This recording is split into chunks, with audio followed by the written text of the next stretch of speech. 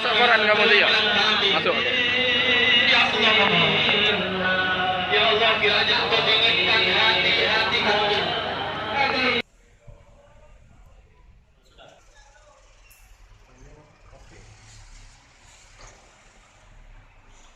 Kakak bukan stop sini ya?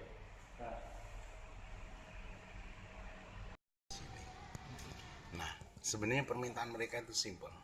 Yang 28 RT ini sudahlah, biarlah tetap di Palembang. Yang lainnya itu terserah mau di mana gitu. Oke, dia menggunakan PP 23 itu, ya.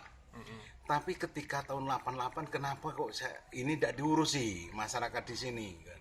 Sedangkan pemerintah itu kan punya anggaran pengawasan.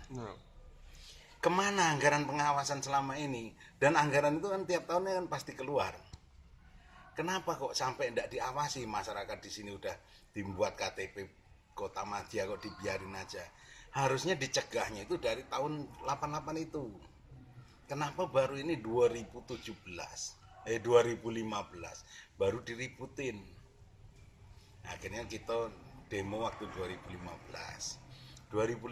demo sudahlah calling down karena ngadepi SEA Games. Oke, masyarakat itu ikut sampai berdirilah puskesmas itu. Biarlah, tidak masalah karena ini fasilitas kesehatan. Nah, lama-lama bergerak juga buat kantor lurah yang posisinya itu tidak ada satupun penduduknya yang ber-KTP Banyuasin. Nah, pemerintah Banyuasin kelurah itu juga ngeklaim bahwa ada 28 RT. Ketika pemuda ke situ, masyarakat di situ nanya, mana sih strukturnya? Kan karena namanya pemerintahan itu kan harusnya kan ada nih, lurahnya namanya siapa, terus pengurusnya itu RT 1, RT 2 namanya siapa, RW siapa namanya kan harusnya ada. Berkedudukan di mana? Itu harusnya ada kalau itu memang benar. Nah, itu nggak ada. Nggak ada. Demo kemarin ke gubernur tanggal 27 itu oke, clear di sana selesai.